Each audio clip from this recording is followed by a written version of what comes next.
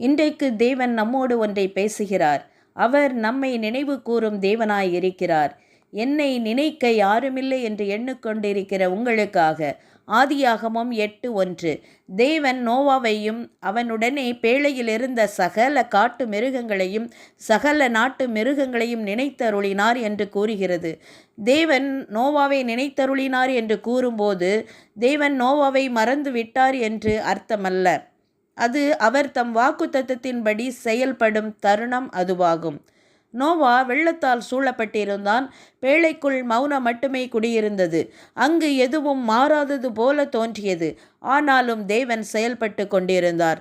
நாம் வேதத்தில் வாசிக்கிறோம், பூமியின் மேல் தேவன் காற்றை வீச பண்ணினார். அப்பொழுது ஜலம் அமர்ந்தது. ஆழத்தின் ஊற்று கண்களும் வானத்தின் மதகுகளும் அடைப்பட்டன. வானத்து மழையும் நின்று போயிற்று என்று கூறுகிறது. தேவன் செயல்பட்டு கொண்டுதான் இருந்தார். தேவன் மௌனமாக இருப்பது போல் தோன்றும் காலங்களை அநேக விசுவாசிகள் அனுபவிக்கிறார்கள். ஆனால் அவருடைய மௌனம் தேவன் அங்கு இல்லை என்பதை குறிக்கவில்லை. பேழையின் கதவை அடைத்த தேவன் அதற்குள் இருந்தவர்களை மறக்கவும் இல்லை, கைவிடவும் இல்லை. அவர் குறித்த காலத்தில் காற்றை அனுப்பினார். வெள்ளம் வடிய தொடங்கியது.